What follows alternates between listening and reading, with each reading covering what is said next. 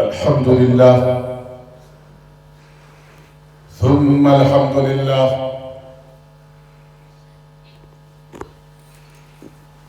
الحمد لله حق حمده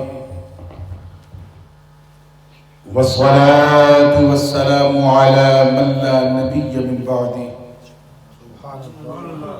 سيدنا ومولانا محمد المصطفى صلى الله تعالى عليه وسلم وعلى آله وصحبه وأزواجه وعترته أما بعد فأعوذ بالله من الشيطان الرجيم بسم الله الرحمن الرحيم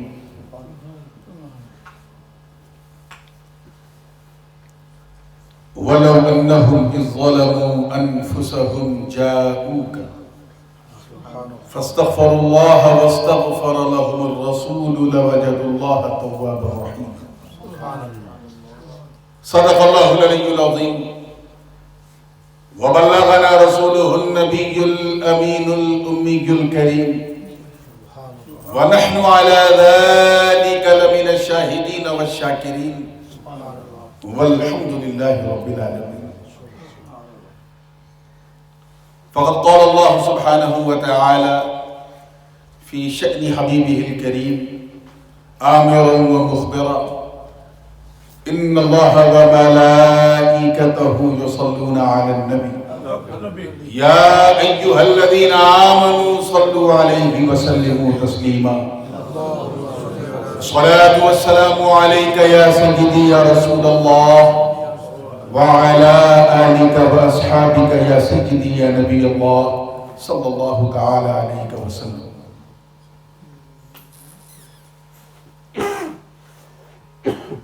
انتہائی عزت مآب علماء کرام، سامعین اعظام اور دور تک سننے والی ہماری خواتین اسلام، السلام علیکم ورحمۃ اللہ وبرکاتہ۔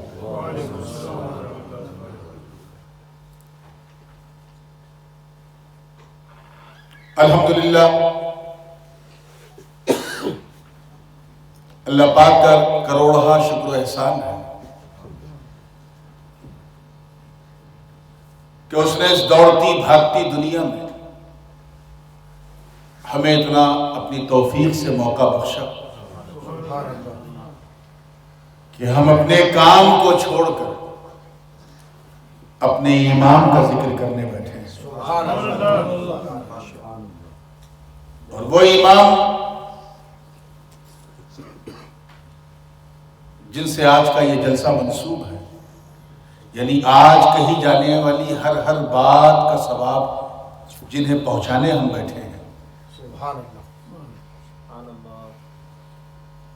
وہ امام ربانی، عارف حقانی، مجدد الفسانی، حضرت شیخ بدر الدین ابو البرکات احمد سرہندی نقشبندی فاروقی رحمۃ اللہ تعالی۔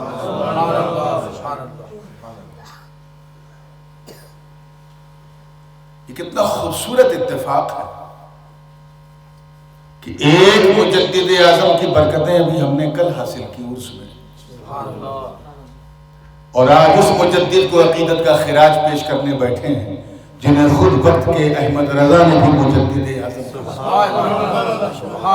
نعرہ تکبیر، نعرہ رسالت، عشق و محبت، عشق و محبت۔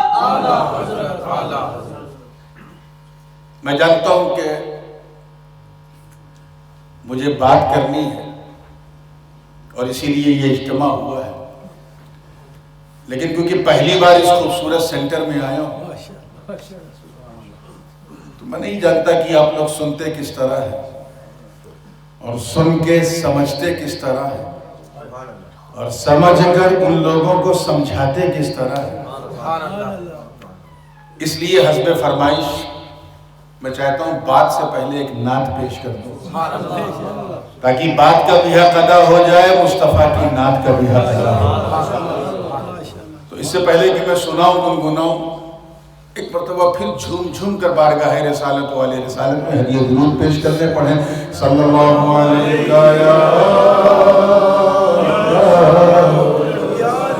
یا رسول اللہ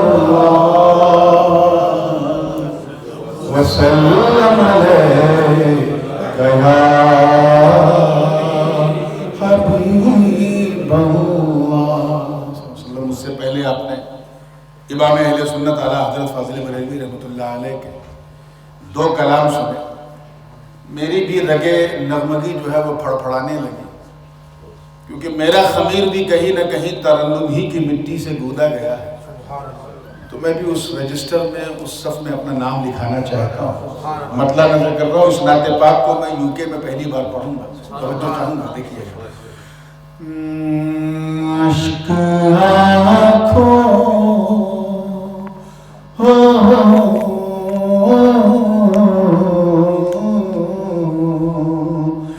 اشک آنکھوں سے غم ہجر میں بہہ جانے دو، اشک آنکھوں سے غم ہجر میں بہہ جانے دو، گرمی عشق کی شدت کا مزہ پانے دو،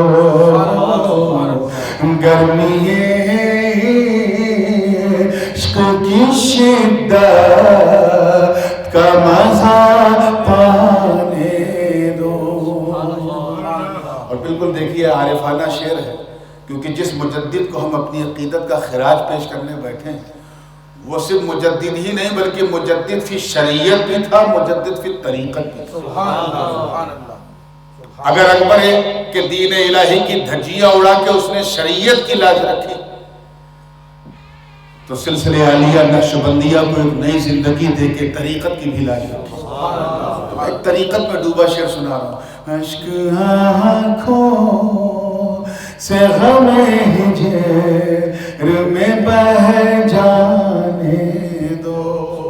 دیکھئے گا صوفی عبدالخالق صاحب اس شعر پہ خاص توجہ، کہ میری حساس طبیعت کو پلاؤ نہ شراب، میری حساس طبیعت کو پلاؤ نہ شراب، مجھ کو سرکار کے میں خانے کا کہلانے دو، مجھ کو سرکار کے میں خانے کا کہلانے دو۔ میں جانتا ہوں تھوڑا سا میں نے اپنے علاقائی زبان یعنی جو لکھنوی اردو ہے اسے شامل کیا ہے اس کلام میں، تو اگر سمجھ میں آ جائے تو ایک بار ضرور سبحان اللہ، اور نہ سمجھ میں آوے تو 2 بار سبحان اللہ کہیے، تاکہ کم سے کم نہ سمجھنا صحیح سبحان اللہ کہنے کا ثواب مل جائے۔ عشق آنکھوں سے غم ہجر میں بہہ جانے دو۔ شعر دیکھیے گا اور مقارنہ دیکھیے کہ ان کی معراج تو ہے قربت کعبہ قوسین، ان کی معراج تو ہے قربت کعبہ قوسین، ارے میری معراج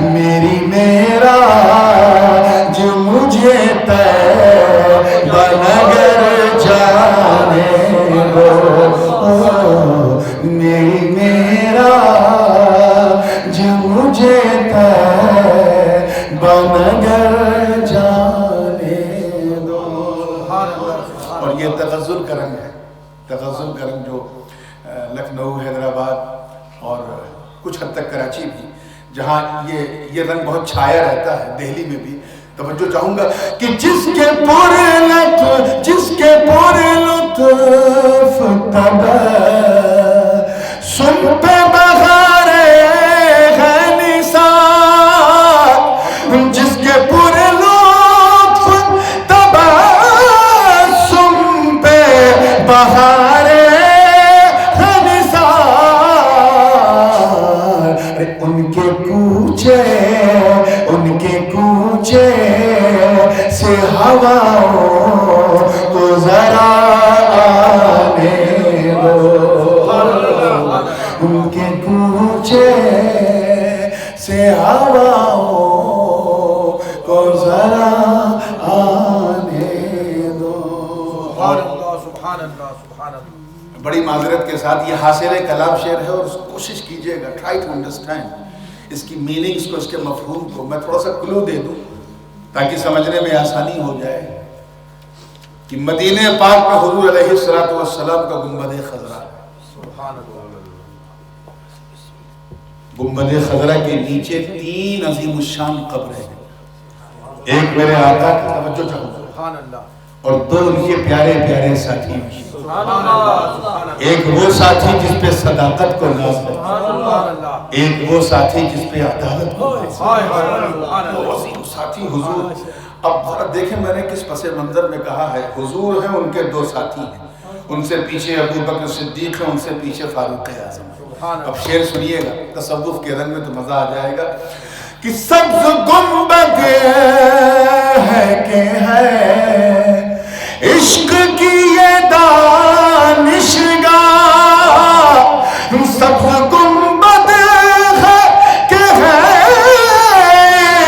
इश्क की ये दानिशगाह। अरे जिसमें एक शम माँ की खिदमत में है परवाने दो, ये दो वाला, जिसमें एक शम माँ की खिदमत में है परवाने दो। यकीन जाने अगर ये शेर मैंने दिल्ली या लखनऊ में पढ़ा होता तो शायद जलसा इसी शेर पे खत्म हो जाता। कितने कुर्ते फट जाते, कितने क्या हो जाते। मैं फिर दोहरा रहा हूँ, थोड़ी सी मैं जानता हूँ कि उर्दू आपकी भाषा नहीं है, मगर आप समझेंगे नहीं, ऐसी मेरी आशा भी नहीं है। पूरी तवज्जो के साथ कि सब्ज़ गुंबद है कि है इश्क की ये दानिशगाह, सब्ज़ गुंबद है कि है इश्क की ये दानिशगाह। जिसमें एक शम माँ की खिदमत में है परवाने दो, जिसमें एक शम माँ की खिदमत में है परवाने दो। अक्ल कह रही है ऐ खलील मत आग में कूद, इश्क कह रहा है खुदा देखना। जिसके लिए कूद रहा हूँ वो बोलिए वो देख रहा है। तवज्जो चाहूंगा इस शेर का, आखिरी शेर है कि बरमला अक्ल से कहे ताहे ये ईकाने खलील, बरमला अक्ल से कहे ताहे ये ईकाने खलील। अरे मुझको आतिश कदर इश्क में जल जाने दो, मुझको आतिश कराए इश्क में जल जाने दो। गर्मिए इश्क की शिद्दत का मजा पाने दो। उस हदीस को ये मख्ता है, उस हदीस को ज़हन में रखें जो हज़रत सैयदना अबू हुरैरा रज़ियल्लाहु ताला अन्हु से मरवी है। हुज़ूर अलैहिस्सलाम अपने घर से निकले तो एक कांधे पे इमाम हसन बैठे, दूसरे कांधे पे इमाम हुसैन बैठे। हज़रत अबू हुरैरा ने अर्ज़ की, बल्कि सारे सहाबा देखते ही बोलने लगे निअमल मरकब, निअमल मरकब, कितनी अच्छी सवारी। सरकार ने मुस्कुरा के कहा सवारी देख रहे हो, अरे सवार भी तो देखो। حسن حسین جیسے سوار کہاں ملتے ہیں. اب اس منظر کو آپ دیکھیں کہ دونوں نواسے اپنے نانا کے کاندھے پہ بیٹھے ہیں اور سرکار کے زلفوں کی جو دو لٹیں ہیں، ایک لٹ حسن نے پکڑی ہے ایک حسین نے. شیر مختے کا ہے توجہ کے ساتھ کہ ان کے رخسار پہ دو گیسو ہے گویا اے نور، ان کے رخسار پہ دو گیسو ہے گویا اے نور.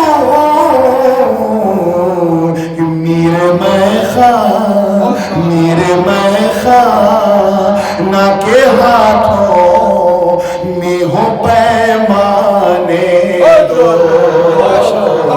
میرے میں خانہ کے ہاتھوں میں ہے پیمانے دو. اشک آنکھوں سے ہمیں جگر میں بہہ جانے دو.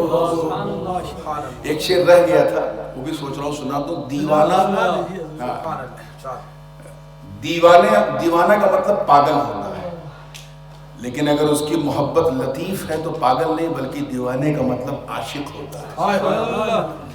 دیوانہ وہی ہوتا ہے جو عاشق. میرے والد صاحب اکثر فرماتے ہیں، ان کا شعر ہے کہ دیوانے کو تحقیر سے دیوانہ نہ کہنا. دیوانہ بہت سوچ کے دیوانہ بنا، دیوانہ بہت سوچ کے دیوانہ بنا ہے. تو قبر کی منزل کو ذہن میں رکھیں کہ جلوہ باق مصطفیٰ سامنے ہے. میں اپنے کو اکیلا سمجھ رہا تھا مگر نکیرین آ گئے. اب آئے تو کیا ہوا؟ وہ شعر میرے ذہن میں اس میں لکھنا بھی بھول گیا، میں اچانک یاد آیا. ایسا لگا جب جیسے مجدد الفسانی کی روحانیت نے پیش کر دیا. یہ شعر سنا تو توجہ کہوں گا کہ میں تو ان جلووں میں گم تھا جو میسر ہی نہ تھے، میں تو ان جلووں میں گم تھا جو میسر ہی نہ تھے. دفعتاً قبر میں آ گئے دیوانے دو. دفعتاً یعنی نکیرین کو دیوانہ بنا دی. دفعتاً قبر میں بھی آ گئے دیوانے دو.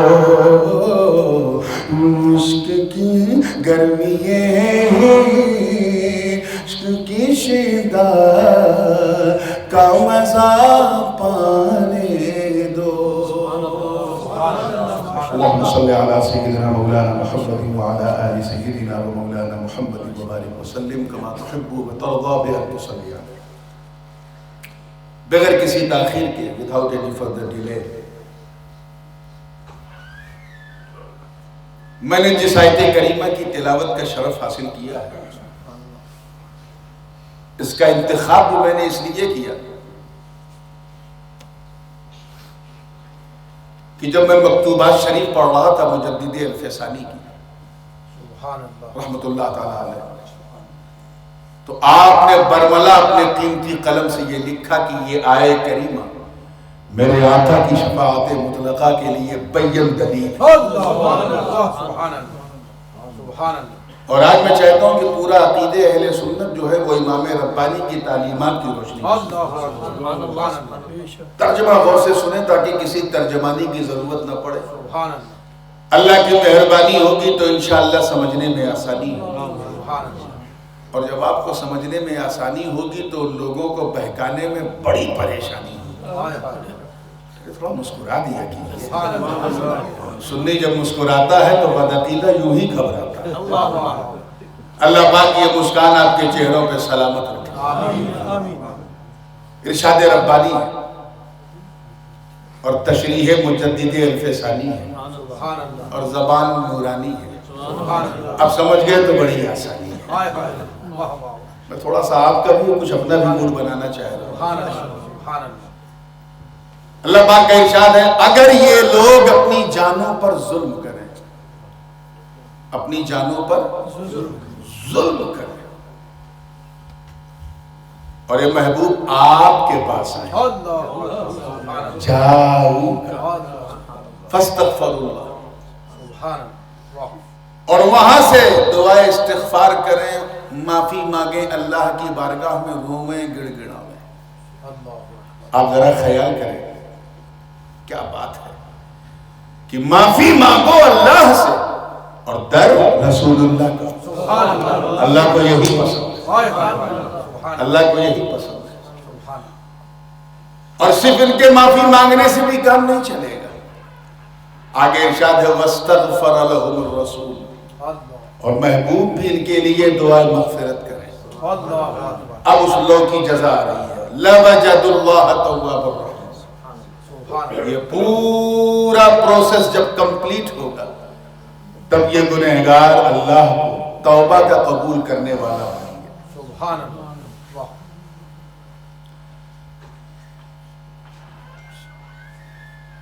یہ پروسیس ہے، اس کو فنش کرنا پڑے گا، کمپلیٹ کرنا پڑے گا۔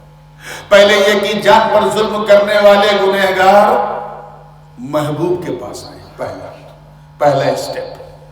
دوسرا وہاں پہنچ کے اللہ سے معافی مانگیں، دوسرا اسٹیپ۔ اور تیسرا یہ ہے کہ محبوب بھی ان کی سفارش کرتے ہیں۔ پورا پروسیس جب کمپلیٹ ہوگا تب جان پر ظلم کرنے والے اللہ کو توبہ کا قبول کرنے والا پائیں گے۔ سبحان اللہ۔ مکتوبات شریف میں امام ربانی مجدد الفسانی حضرت بدر الدین ابو البرکات شیخ احمد سرہندی فاروقی نقشبندی رحمت اللہ علیہ فرماتے ہیں کہ اس آیت میں جو ظلم ہے، اگر بندہ اس ظلم کو سمجھ گیا تو پورا نہر معرفت وہ اپنا سمجھ جائے گا، پورا سمندر معرفت۔ چنانچہ آپ فرماتے ہیں کہ ظلم کہتے ہیں، حضرت مجدد صاحب نے فرمایا ظلم کہتے ہیں وضع الشیء فی غیر محلہ، کسی چیز کو اس کی خاص جگہ سے اٹھا کر دوسری جگہ رکھنے کا نام کیا ہے؟ بولو، ظلم ہے۔ To remove the thing from its particular place and to put onto the other place. Change of place کا نام ظلم ہے۔ یہی مسلک امام ربانی ہے۔ فار ایگزامپل اگر یہ ٹوپی ہے نا، ہم اپنے سر پہ پہنتے ہیں اور پہننا بھی چاہیے کیونکہ یہ ٹوپی مومن کا تاج ہے، اسی کا تو دنیا میں راج ہے۔ اب اگر کوئی صاحب سر سے ٹوپی اتار کر کے اپنے پاؤں میں باندھ لیں تو یہ ٹوپی کے ساتھ کیا ہے؟ زور سے بولو، ظلم ہے۔ اسی کو ظلم کہتے ہیں۔ کتاب پڑھی جاتی ہے لائبریری میں یا کسی پاک جگہ، کوئی صاحب واش روم میں جا کے کتاب پڑھے تو کتاب کے ساتھ کیا ہے؟ بولو، یہی ظلم ہے۔ اگر کوئی صاحب چھوٹے بھائی کا پیجامہ اور بڑے بھائی کا کرتا پہن لیں تو کرتے پیجامے کے ساتھ بھی ظلم ہے، بھائی کے ساتھ بھی ظلم ہے۔ اپنے آپ پر اپنے آپ ظلم کرنا یہ الگ قسم کا ظلم ہے۔ یہ تو باہر کا ظلم ہے کہ چینج آف پلیس کر دیا، ظلم ہو گیا۔ اسی لیے قتل بھی ظلم ہے کیونکہ بندہ پیدا ہوا تھا اللہ کی امانت بن کے، تو نے اللہ کی امانت میں خیانت کیا، اس کا مرڈر کر کے ظلم۔ پیسہ کسی دوسرے کا تو نے چورایا، اسی لیے تو ظلم۔ تو چینج آف پلیس کا نام کیا ہے؟ یہ تو باہری ظلم ہے۔ وہ لوگ جو اپنی جانوں پر ظلم کرتے ہیں وہ کون سا ظلم ہے؟ تو سن، اللہ نے سب کچھ بنایا ہمارے لیے، چاہے برگ و ثمر ہو، شمس و قمر ہو، خشک و تر ہو، بحر و بر ہو، سیم و زر ہو، لال و گوہر ہو، زمین و زماں ہو، مکین و مکان ہو، چنین و چنا ہو، یہ سارے جہاں ہوں۔ He has created the entire world for all mankind, for human being، ہمارے لیے، اور ہمیں اللہ نے بنایا اپنے لیے۔ سبحان اللہ۔ اب سب اپنی ڈیوٹی نبھائیں، ہم اپنی ڈیوٹی بھول جائیں، اس کا مطلب ہم نے اپنی جان پر ظلم کیا۔ حکم اقیم الصلاۃ، نماز پڑھو۔ فجر میں ہم چادر تانے سو رہے ہیں، ظہر میں ہم مارکیٹ میں ہیں، عصر کے وقت کرکٹ کھیل رہے ہیں، مغرب کے وقت کسی چائے خانے میں بیٹھے ہیں، عشاء کے وقت کہیں قہقہے لگا رہے ہیں۔ ہم نے اپنی جان پہ ظلم کیا۔ جس میں اتنی طاقت کہ کسی کو مار دیں تو لندن سے پہلے علاج نہ ہو، پھر بھی ہم نے روزہ نہیں رکھا، ہم نے اپنی جان پر ظلم کیا۔ پیسہ اتنا ہے کہ انکم ٹیکس ڈپارٹمنٹ پریشان، اس کے باوجود ہم نے زکوٰۃ کا حق ادا نہیں کیا، ہم نے اپنی جان پہ ظلم کیا۔ پاسپورٹ پہ لندن، امریکہ، افریقہ ہر جگہ کی مہر لگی ہے، لیکن پھر بھی نہ حج کیا نہ عمرہ کیا، اپنی جان پہ ظلم۔ یہ ہے جان کا ظلم۔ ذرا سوچ، اللہ نے ایک طریقہ تجھے بتایا تھا، اس کے رسول نے کر کے دکھایا تھا کہ اگر اپنے ڈیزائر کو فلفل کرنا ہے تو under the umbrella of Islam you can get marry, تم شادی کر سکتے ہو اس عورت سے جسے تم نے پسند کیا، لیکن بیوی کے ہوتے ہوئے ادھر ادھر کسی نے منہ مارا تو اس نے اپنی جان پر ظلم کیا۔ ایسے ہی ماں کا حق خالہ کو دیا تو ماں کے ساتھ ظلم ہے، بھائی کا حق پڑوسی کو دیا تو بھائی کے ساتھ ظلم، مگر خدا کا حق اگر کسی غیر کو دیا تو یہ خدا کے ساتھ تو ظلم ہے ہی ہے، لیکن جان پر ظلم ہے۔ شراب حرام تھی تو نے پیا، جان پہ ظلم کیا، کسینوں میں جانا حرام تھا تو گیا، جان پہ تو نے ظلم کیا، ڈرگس لینا حرام تھا تو نے استعمال کیا، جان پہ ظلم کیا۔ اب جب بندہ اتنا بڑا ظالم و جابر اور وہ پاک ہونا چاہتا ہے تو کیا کرے؟ رات دن وہ گڑ گڑا کے توبہ کر رہا ہے، دل کو سکون نہیں مل رہا ہے، اسے اپنے گناہ تڑپا رہا ہے۔ آسمان کی طرف سر اٹھاتا ہے تو آواز نکلتی ہے میرے کریم گناہ بخش دے میرے سارے، نظر اٹھائی نہیں جاتی شرم کے مارے، گناہوں کے دلدل میں پھنسا ہوا بندہ ہوپلیس تھا، مایوس تھا کہ اچانک آواز آئی جاؤ کا اے جان پہ ظلم کرنے والے بندے، یہاں کیوں آنسو بہاتا ہے؟ چل میرے مصطفیٰ کے در پہ، مجھے میری عزت کی قسم اگر وہاں پہنچ کے تو نے 2 بوند آنسوؤں کے گرا دیے تو قیامت کے دن رحمتوں کا دریا بہے۔ نعرہ تکبیر، نعرہ رسالت، نعرہ تحقیق، نعرہ حیدری، تاج العلماء۔ سبحان اللہ، سبحان اللہ۔ یہ ہے آؤ محبوب کے پاس۔ بڑی تیزی سے میں آگے بڑھ رہا ہوں۔ You have a sources, enough source to go to Medina to perform Umrah, to please Holy Prophet sallallahu alaihi wasallam. لیکن اگر ہم نہ جا سکیں تو کیا کریں؟ اس کو سمجھنا ہے تو ایک مثال سمجھو۔ آخر راز کیا ہے؟ جان پر ظلم کرنے والوں سے یہ نہیں کہا کہ 10-20 رکعت نماز پڑھ لو تمہارا کام چل جائے گا، نہیں، محبوب کے پاس۔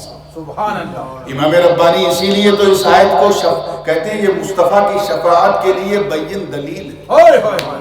سبحان اللہ۔ قبر میں جب نہیں تھے تب بھی شفیع تھے، آج ہیں تب بھی شفیع، شفیع المذنبین۔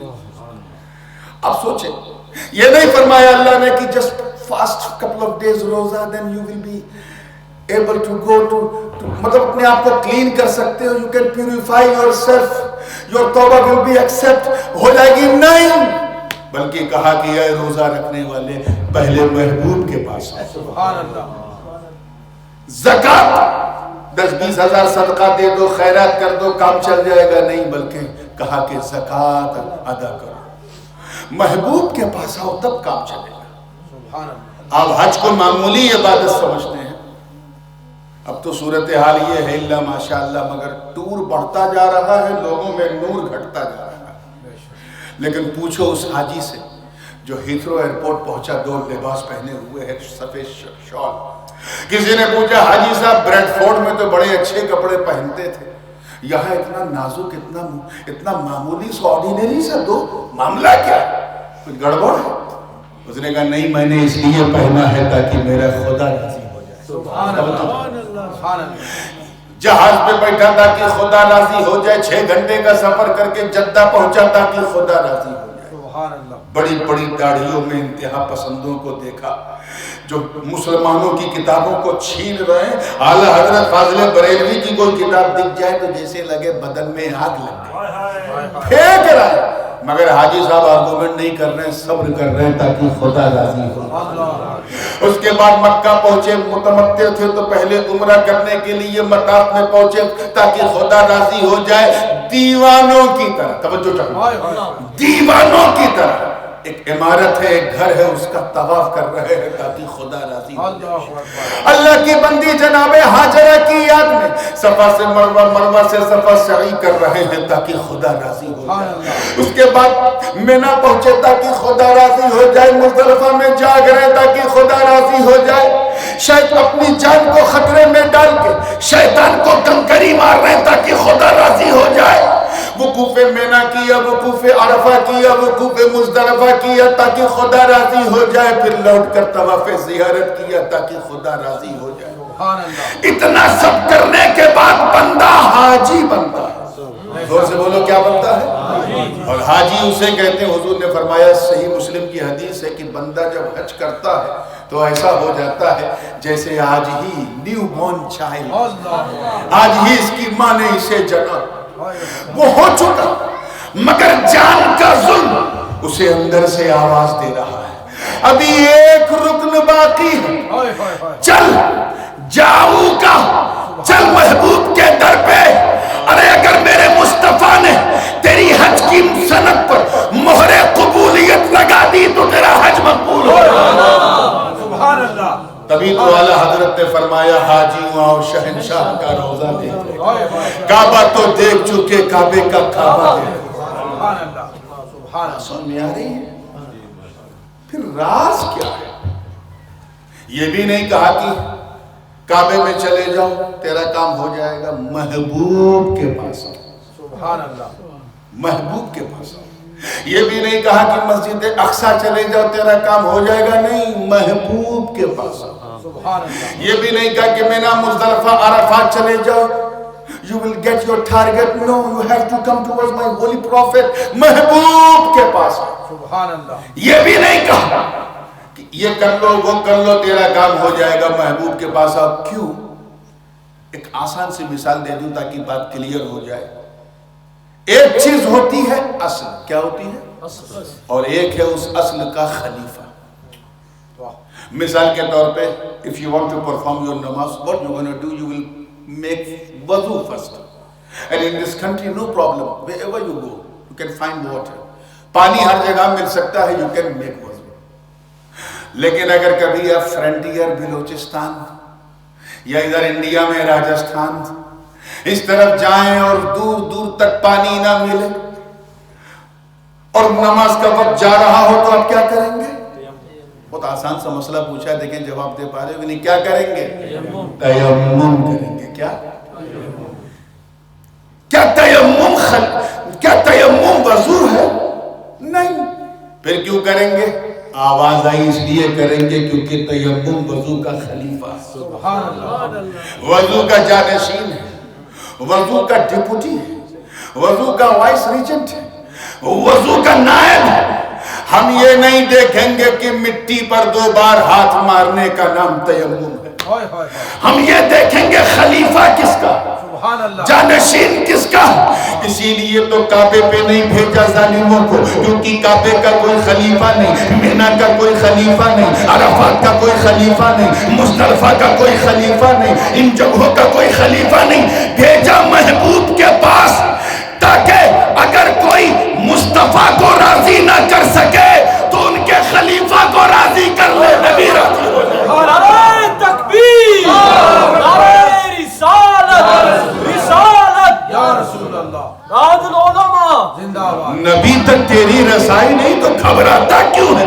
ابو بکر صدیق کو راضی کر، نبی کے خلیفہ فاروق اعظم کو راضی کر، نبی کے خلیفہ عثمان بن نورین کو راضی کر، نبی کے خلیفہ مولا علی کو راضی کر، نبی کے خلیفہ امام حسن مصطفیٰ کو راضی کر، نبی کے خلیفہ ائمہ طاہرین کو راضی کر، نبی کے جانشین، ارے اگر تو قادری ہے تو غوث اعظم کو راضی کر، نبی کے جانشین چشتی ہے تو غریب نواز کو راضی کر، نبی کے جانشین سہروردی ہے تو شیخ عمر شہاب الدین کو راضی کر، نبی کے جانشین، اور اگر تو نقش بندی ہے تو شیخ احمد سرہندی کو راضی کر، نبی کے جانشین۔ نعرہ تکبیر، نعرہ رسالت، نعرہ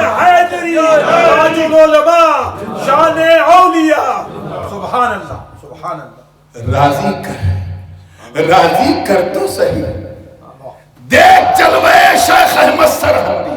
سبحان اللہ، رس میں تو سرہند جا کے دیکھ چکا ہوں، آپ لوگ تو یہیں بیٹھے بیٹھے اپنے سینے کو ان کی عشق کا سرہند بنائے بیٹھے ہیں، جا کے دیکھ تو صحیح، بغض کی عینت پھینک کر ذرا عالم ربانی، عارف حقانی، مجدد الفسانی، خواجہ ہندوستانی حضرت مجدد الفسانی کا گنبد بیضا دیکھ تو صحیح۔ میں رب کی عزت کی قسم اٹھا کے کہتا ہوں کہ جب تو دیکھے گا تو آنکھیں کہیں گی کہ ان ہندوستان کے احمد کا روضہ ہے، مگر دل بولے گا نہیں مدینے کے احمد کا روضہ۔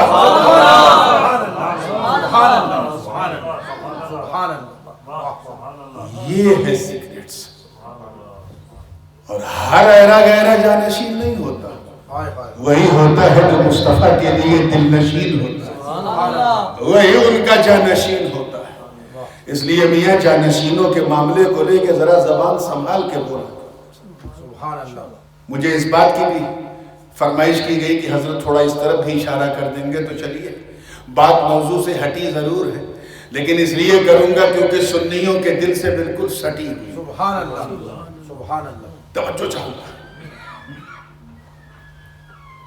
ہم یہ نہیں دیکھ جس طرح تیمم میں ہم تیمم کرتے ہیں تو نماز پڑھ لیتے ہیں، قرآن کو چھو لیتے ہیں، ہر کام تیمم سے کرتے ہیں، ایسے ہی نبی کے جانشین کا دامن تھام لیا تو جو کام ہم نبی سے لیتے تھے وہ سبھی سے لے، سبحان اللہ، وہ ولی سے بھی لے، سبحان اللہ، صدیق اکبر اسی ولایت کبریٰ کے جبل عظیم کا نام، سبحان اللہ، اسی بحر بے کنار کا نام۔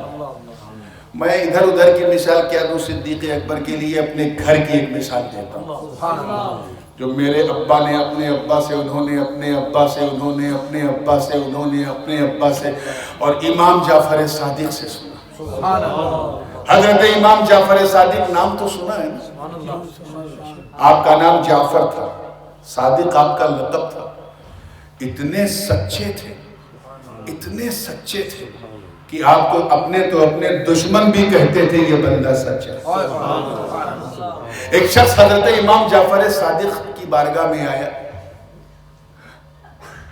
موقع نہیں مل پایا بات کرنے کا، تو جب وہ اپنے نانا جان کے منبر سے اترے اور حضور کے مواجہے پہ کھڑے ہوئے، توجہ چاہوں گا، مواجہے پہ کھڑے ہوئے، اس زمانے میں یہ ترکیوں کی بنائی ہوئی سنہری جالی نہیں تھی، تو کھجور کی ٹہنیوں سے جو باؤنڈری کی گئی تھی، سامنے کھڑے، ایک شخص آیا، اچھا اس ٹائپ کے لوگ اس زمانے میں بھی تھے، کوئی نئے نہیں، اس زمانے میں بھی تھے، آیا پوچھا اندر کون ہے؟ امام جعفر صادق نے کہا اندر مصطفیٰ جان رحمت صلی اللہ علیہ وسلم، میرے نانا جان ہیں، میرے بابا جان ہیں، اور ان کے دو ساتھی ابو بکر و عمر ہیں رضی اللہ تعالیٰ عنہ۔ کہا وہ تو میں جانتا ہوں، مگر یہ بتائیے کہ ابو بکر صدیق حضور کے نزدیک کیسے تھے؟ What was the status of Sayyidina Abu Bakr in front of Holy Prophet sallallahu alaihi wasallam, in the eyes of Holy Prophet sallallahu alaihi wasallam? حضور کے نزدیک کیسے تھے؟ آپ نے جب یہ سنا تو اوپر سے نیچے تک دیکھا، ایسے یہ دیکھنا بتا رہا ہے کہ وہ کیسے تھے، وہ تو میں بتاؤں گا، تو کیسا ہے وہ سمجھ میں آ رہا ہے۔ تجھے یہی جگہ ملی تھی سوال کرنے کی، جہاں ہم لوگ اپنی سانسوں کو روک کر کے سلام پیش کرتے ہیں، تاکہ ہماری سانسوں کی جنبش سے مصطفیٰ کے مزاج لطیف کو تکلیف نہ پہنچے۔ تیری یہ مجال کی تو یہ پوچھے کہ وہ کیسے تھے، یہاں پوچھے۔ ہم اور آپ ہوتے یا مدرسے سے نیا نیا نکلا کوئی ہوتا تو بہت لمبا چوڑا جواب دے دیتا وہیں پر کہ ایسے تھے ویسے تھے، یہ خوبی تھی وہ خوبی تھی، یہ شان تھی وہ شان تھی، خلیفۃ المسلمین تھے، امیر المومنین تھے، حضور کی زندگی میں حضور کے سامنے انہوں نے امامت کیا، حضور کے خسر محترم تھے، ام المومنین کے والد تھے، نہ جانے کیا کیا کہتے، رات ختم ہو جاتی مگر ابو بکر کی بات ختم نہ ہو، مگر وہ امام ابن امام لمبا چوڑا جواب نہیں دیا کہ یہی پوچھ رہا ہے نا حضور کے نزدیک ابو بکر کیسے تھے؟ جالی کی طرف دیکھ، ایسے تھے،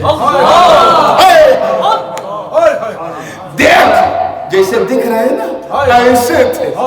मतलब कभी नबी को अबू बकर ने कभी छोड़ा ही नहीं। ऐसे थे कि मदीने में नबी के साथ, मक्के में नबी के साथ, सफर में नबी के साथ, हजर में नबी के साथ, खलवत में नबी के साथ, जलवत में नबी के साथ, हिजरत में नबी के साथ, भूख में नबी के साथ, प्यास में नबी के साथ, जंग में नबी के साथ, सुलह में नबी के साथ, बद्र में नबी के साथ, उहद में नबी के साथ, खैबर में नबी के साथ, खंदक में नबी के साथ। अरे ऐसा साथ कि जब तक जमीन पर थे नबी के साथ। आज गुंबदे खतरा के नीचे लेटे हैं तो नबी के सुभान अल्लाह, नारे तकबीर, नारे रिसालत, नारे तहकीक, नारे हैदरी, शान सिद्दीक अकबर। सुभान अल्लाह, सुभान अल्लाह। इसलिए खुलफा के बारे में बोलने से पहले, बल्कि नबी के किसी सहाबी के बारे में बोलने से पहले 70 बार सोचा, बेशक कहीं ऐसा ना हो तेरी एक जुम्बिश ज़बान तेरी दुनिया और आखिरत दोनों बर्बाद न कर दे।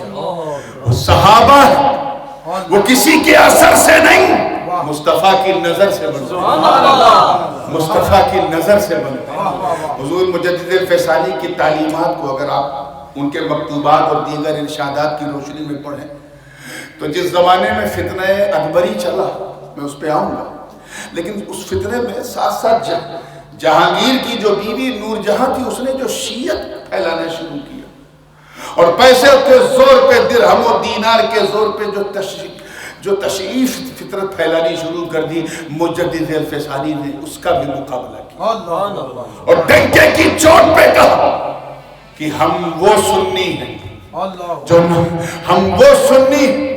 जो नबी की अहले बैत को भी नहीं छोड़ सकते, नबी के सहाबा को भी नहीं छोड़ सकते, दोनों को म्यूचुअली लेके चलते हैं। चुनांचे उन्होंने पूरा रिसाला इस पर लिखा है, फज़्लुस सहाबा पे, और इमाम रब्बानी ने उसमें फरमाया कि अज़मत सहाबा तू यहीं से समझ कि एक सहाबी अगर कुछ अमल भी ना करे तब भी तेरा अमल उसके अमल के बराबर, क्योंकि वो किसी के असर से नहीं, मुस्तफा की नजर से बनता है। इसलिए सुन, बोलने से पहले सोच लिया करो, ये तेरी कोई अपनी जमात नहीं है, ये जमात सहाबा है। वो सहाबा जिन्होंने बद्र, उहद, खैबर और खंदक में परचम इस्लाम को लहराया, वो सहाबा जिनके तसव्वुर से कैसर और किसरा के ऐवान में ज़लज़ले आ जाए, वो सहाबा, अरे जिन्होंने अंताकिया की कलीसाओं में घुस के अज़ान दे दी, वो सहाबा, जिनका नाम सुनकर रुस्तम और सोहराब का कलेजा थरथरा जाए, वो सहाबा,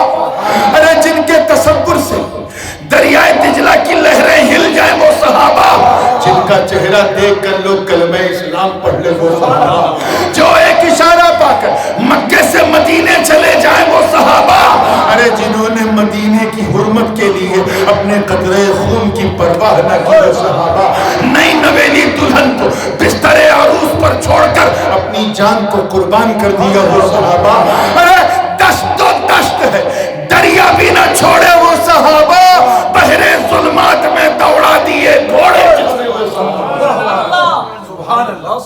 कितनी मुकद्दस जमात है जमात सहाबा। आज दुनिया इमाम रब्बानी को सलूट करती है कि अगर असलाफ ने अहले बैत की हुर्मत का झंडा उठाया तो इमाम रब्बानी ने सहाबा की इज्जत का झंडा उठाया और ये बता दिया कि हम ना अहले बैत को छोड़ने को तैयार, ना सहाबा को। सुभान अल्लाह, सुभान अल्लाह। बात समझ में आ रही है ना? इस चीज को मजबूती से कैच करते चले और एक एक कदम धीरे धीरे आगे बढ़ते चले। सुभान अल्लाह। फितने बहुत आते हैं और हर फितने की सरकोबी के लिए अल्लाह पाक किसी का इंतखाब करता है और उसी का करता है जो स्पेशल होता है। सुभान अल्लाह। हर बंदा नहीं, ऑर्डिनरी नहीं। स्पेशल होने की पहचान क्या है? आप देखो, खाने काबा में गिलाफ होता है कि नहीं? बोलो, इधर वाले बोलो। और किसी मस्जिद में देखा है? नहीं देखा। ये पहचान है, एक शान है, एक इम्तियाज है कि सारी मस्जिद अल्लाह का घर है, मगर ये जो घर है वो स्पेशल है। हर यहीं आके होगा और कहीं नहीं होगा। मैंने एक मौलाना साहब से कहा, مفتی صاحب سے. مفتی صاحب ذرا جائیے لائبریری میں سامنے اور ابو داؤد شریف لے کے آئیے. مفتی صاحب بھاگتے ہوئے گئے ابو داؤد شریف لینے. ایک کتاب کھولی تو نسائی ہے, پھر اندر رکھا. دوسری کتاب کھولی, ارے یہ تو ابن ماجہ ہے, پھر اندر رکھا. تیسری کتاب کھولی, پڑھ کے کھول رہے تھے, یہ تو کھولا, ارے یہ تو صحیح بخاری ہے, اندر رکھا. 45-50 منٹ مفتی صاحب نے لگا دیے, تب جا کر کے ایک کتاب میں نہیں دیکھا, ابو داؤد شریف لے کے آئے. کہا حضور یہ ابو داؤد شریف. میں نے کہا 40-50 منٹ آپ نے لگا دیے ایک کتاب لانے میں. کہا حضور لائبریری آپ کی کافی بڑی تھی, جب میں نے ابو کتاب ڈھونڈنا شروع کی تو پہلے ابن ماجہ ہاتھ میں آئی, پھر رکھا, نسائی ہاتھ میں آئی, رکھا, بخاری ہاتھ میں آئی, اس طرح کئی کتابیں ہاتھ میں آئی, رکھتا گیا. آخر میں میں نے دیکھا ابو داؤد شریف. اس لیے حضرت 40-45 منٹ لگ گیا. میں نے کہا اچھا پڑھا لکھا آدمی تھا, 40-45 منٹ میں سے ابو داؤد شریف لے کے آیا. میں نے اپنے خادم جمن خان کو بھیجا, اے جمن خان جاؤ میری لائبریری میں اور قرآن شریف لے کے آتا. جمن خان گئے لائبریری کے اندر اور 5 منٹ بھی نہیں, 2 منٹ سے لگا, فٹاک سے لے کے آ گئے قرآن شریف. سبحان اللہ. میں نے کہا ارے مفتی صاحب کہتے ہیں ابو داؤد شریف لینے کے لیے 45 منٹ لگا دیا, 45 منٹ, اور تم 2 منٹ میں قرآن شریف لے آئے. کہا حضور میں نے کچھ پڑھا لکھا تو ہے نہیں, نہ میں کچھ دیکھ پاتا ہوں. آپ کی لائبریری میں گیا تو دیکھا کہ غلاف کس کتاب میں لگا, قرآن شریف کو غلاف میں ڈھکا دیکھا, میں لے کے چلا آیا. سبحان اللہ. بلا تشبیہ. جس طرح اللہ کے گھروں میں ہر مسجد اللہ کا گھر ہے, مگر کعبے کو اللہ کے دوسرے گھروں کے ساتھ بھی رہنا, اس لیے حکم ہوا غلاف چڑھا دو تاکہ کعبے کی عزت الگ نظر آئے. بلا تشبیہ. جس طرح قرآن کو لائبریری کی ہر کتاب کے ساتھ رہنا مگر فرق معلوم رہے, اس کے لیے حکم ہوا غلاف چڑھا دو تاکہ قرآن دوسری کتابوں سے الگ نظر آئے. اسی طرح اللہ والوں کو قبرستان میں عام مسلمانوں کے ساتھ رہنا ہے, انہیں عام نہ سمجھا جائے, اس لیے ان کی قبروں پر غلاف چڑھا دو. نعرہ تکبیر, نعرہ رسالت, نعرہ حیدری, شان اولیاء, تاج العلماء. سبحان اللہ. یہ موقف امام احمد رضا خان فاضل بریلوی کا بھی, اور انہوں نے یہ موقف اپنے امام ربانی سے لیا. اور یہ متوارث موقف ہے کہ ہم اللہ والوں کی قبروں پر اسی لیے چادر چڑھاتے ہیں تاکہ دوسری قبروں سے وہ ممتاز نظر. ذرا سوچ, جب ان کی لہر, ان کی مرکز, ارے جب ان کے مزار کو دوسروں سے الگ کرنے کا حکم ہے تو اگر ان کا کردار دوسروں سے الگ نظر آئے. عزیزان ملت, سب کی یہ قسمت نہیں, انہیں کی قسمت ہوتی ہے جن کی قبر کو رب تعالیٰ بندوں کا مزار بنا دیتا ہے. اور مزار یعنی جس کی زیارت کی جائے. انہی مزاروں میں ایک مزار مجدد فسانی شیخ احمد سرہندی. سبحان اللہ. میں ایک مثال ہوں, ایک کے بعد ایک فتنے آتے رہتے ہیں اور فتنے آتے رہیں گے. کہنے کو تو بہت کچھ تھا لیکن میری نظر گھڑی پر بھی ہے اور اس سہانی گھڑی پر بھی. تاریخ گواہ ہے میرے دوستو, اگر ہم صرف طلوع اسلام سے لیں تو جس زمانے میں حضور علیہ السلام نے ظاہری طور پہ پردہ کیا, ایک جماعت نے سر اٹھا لیا and they started to say we will perform namaz, no problem, because there is no investment, but we can't give zakat. فرض کا انکار کرنے لگے. وہ چیز جو قرآن میں جو ہمارے لیے عبادات مفروضہ ہے ان کا انکار کرنے لگے. منکرین زکات نے سر اٹھایا. قربان جاؤ کردار صدیقی پہ.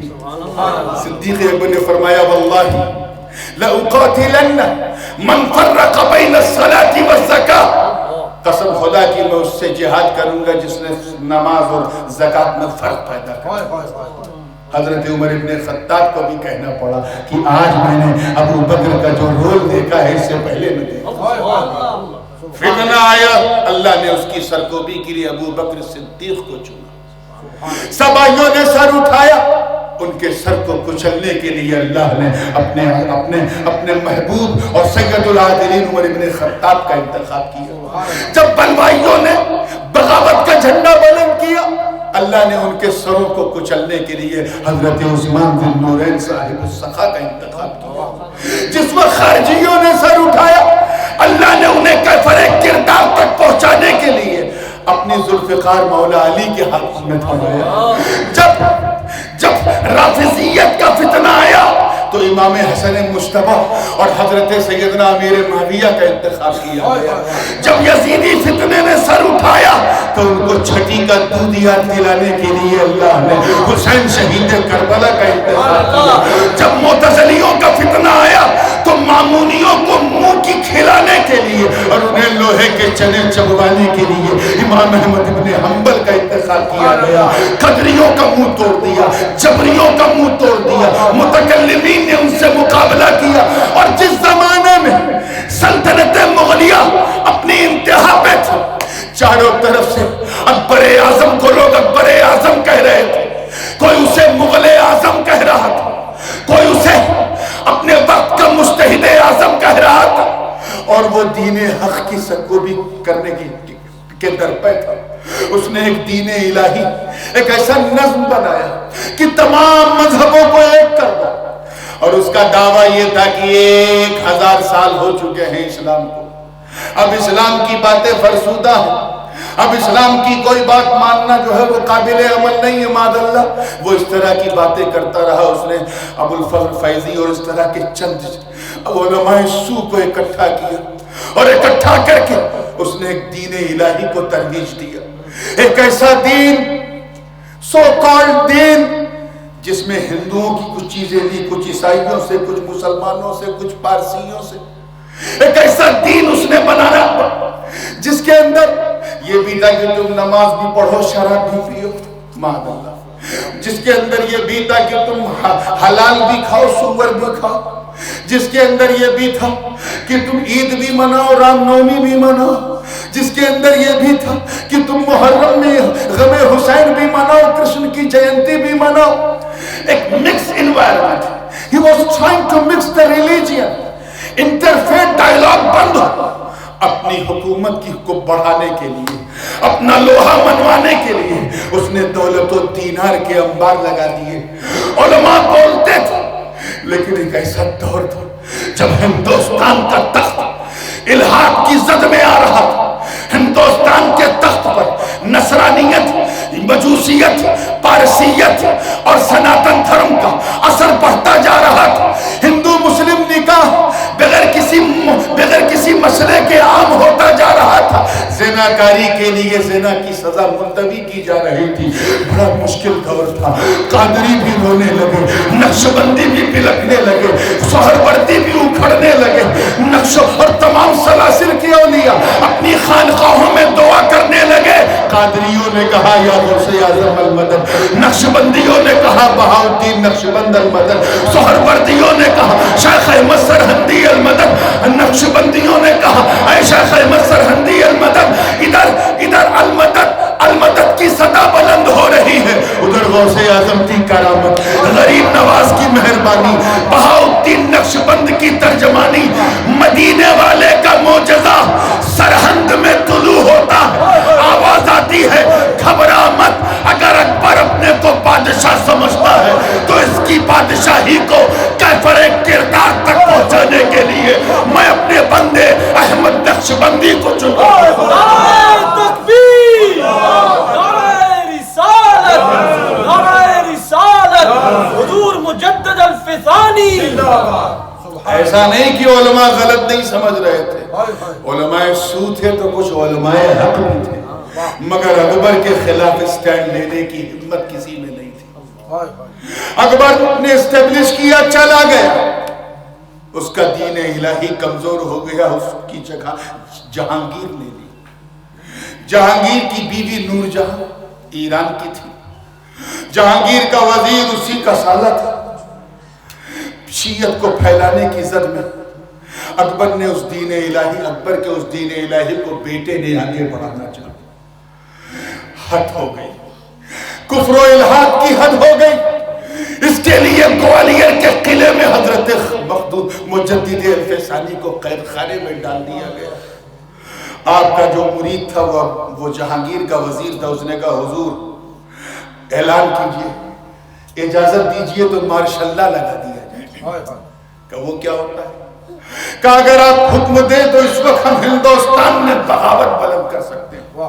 اور جس تخت پہ بیٹھ کے جہانگیر ناز کر رہا ہے نا، اس تخت پہ آپ کو بٹھا دیتے ہیں اور جہانگیر کو وہاں پہنچا دیتے ہیں جہاں آپ اس وقت موجود ہیں. کوئی دوسرا مولوی ہوتا کہتا واٹ اے گریٹ آئیڈیا، یہ تو ایسا ہے کہ بہت اچھا. مگر قربان جاؤ اس درویش قلندر، قربان جاؤ اس وقت کے مجدد اکبر کو.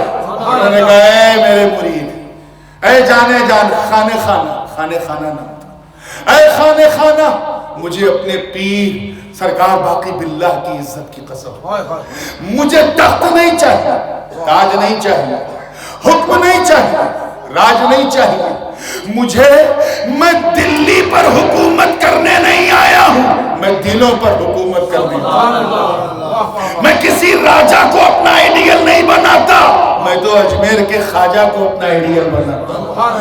میرے لیے کوئی اور چیز میرے سینے میں بند نہیں ہو سکتی. عشق رسالت کا نگینہ میرے سینے میں نقش بند ہو چکا ہے. مجھے رب کی عزت کی قسم، جا اپنے بادشاہ جہانگیر سے کہہ دے کہ بس وہ باز آ جائے، وہ توبہ کر لے. مجھے نہ اس کا تخت چاہیے نہ تاج چاہیے. تاریخ گواہ ہے میرے دوستوں، مورخین نے لکھا، یہاں تک کہ دیوبندی مورخین نے بھی لکھا کہ یہ خبر جب خانہ وزیر نے سلطان کو دی، بادشاہ کو دی، تو اس نے کہا ارے اتنا بڑا آفر اس نے ٹھکرا دیا، اس کا مطلب یہ مرد قلندر کوئی معمولی نہیں، یہ کوئی معمولی نہیں، یہ بڑا خاص ہے، یہ بہت اسپیشل ہے، اور جو کہہ رہا ہے وہ حق ہے. چنانچہ حضرت مجدد الفسانی کو جیل سے رہائی مل گئی. نور جہاں اپنے ترکش کی تیر چلتی رہی، لیکن جہانگیر نے توبہ کر لی. توبہ کرنے کے بعد شیعت سے مقابلہ کرنا پڑا. مجدد الفسانی ٹھہرائے رافضیت سامنے آئی. مجدد الفسانی نے پرواہ نہیں کی کہ ہندوستان کی ملکہ کیا کہے گی. انہوں نے تو یہ دیکھا کہ جہان کی ملکہ جناب سیدہ کو مجھے چہرہ دکھانا. وہ تو سمجھ گئے کائنات کے مالک جناب مصطفیٰ کو مجھے اپنا چہرہ دکھانا. ارے یہ 2 گز کی زمین پہ لیٹنے والا یہ مجھے آنکھیں دکھاتا. امام ربانی کا وہ تاریخ ساز جملہ، اسے نوٹ کیا جائے. وہ فرماتے ہیں کہ یہ وہ سلطان ہے جو سلطنت پر بیٹھ کر انسانوں پر حکومت کرتے ہیں، اور رب نے مجھے وہ سلطانی دی ہے کہ میں لوگوں کے دلوں پہ حکومت کرتا ہوں. سبحان اللہ، سبحان اللہ. پھر ایک فتنہ اور نمودار ہوا. آپ ذرا سوچیں یہ آواز کہاں سے آ رہی ہے؟ اچھا ٹھیک، بس last but not the least, میں عقیدہ اہل سنت کے حوالے سے بھی کچھ کہنا چاہتا ہوں. سب سے پہلا اختلاف اور بڑا بنیادی اختلاف امام ربانی شیخ احمد سرہندی رحمت اللہ علیہ کے زمانے میں ایک ہوا. آپ نے اس کی طرف اشارہ پہلے کر دیا. سبحان اللہ. اعلیٰ حضرت فاضل بریلوی رحمت اللہ علیہ نے پردہ ہٹا کے سب کو دکھا دیا کیا حق ہے کیا باطل. اسی لیے تو ہم احمد رضا کو سلوٹ کرتے ہیں. سبحان اللہ. نظریہ جو ہے اہل سنت کا بنیادی طور پہ مسئلہ حاضر و ناظر، یہ وہ مسئلہ تھا جس نے دیوبندی مکتب فکر کو الگ کر دیا اہل سنت سے. لوگ اس کا کریڈٹ کسی کو دیتے ہیں کسی کو دیتے ہیں.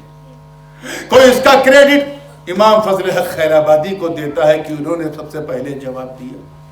کوئی اس کا کریڈٹ شاہ عبد القادر بدایونی کو دیتا ہے کہ انہوں نے پہلے جواب دیا. کوئی اس کا کریڈٹ امام احمد رضا خان فاضل بریلوی کو دیتا ہے کہ انہوں نے اس کا جواب دیا. مگر جب میں مکتوبات کی ورق گردانی کر رہا تھا اور امام ربانی کی سطور میں نے پڑھی، میرے پاؤں سے تو جیسے زمین ہل گئی، حیرت میں ڈوب گیا۔ آپ فرماتے ہیں سن، حضور کے جسم کو سایہ نہ تھا۔ مائک نہ دیکھیں، سچویشن جو ٹائٹ ہے وہ دیکھیں۔ حضور کے جسم کو زور سے بولو، اور اگر کوئی نہ مانے تو سمجھ جاؤ اسے کچھ آیا نہ تھا۔ لا ظل لہو، سرکار کے جسم کو سایہ نہ تھا۔ اس کی جو دلیل مکتوبات شریف میں جلد ثانی میں امام ربانی فرماتے ہیں کہ سایہ اس لیے نہ تھا کہ ایک چیز ہوتی ہے لطیف، کیا ہوتی ہے؟ جیسے یہ مائک لطیف ہو گیا۔ ایک چیز ہوتی ہے کثیف، کیا ہوتی ہے؟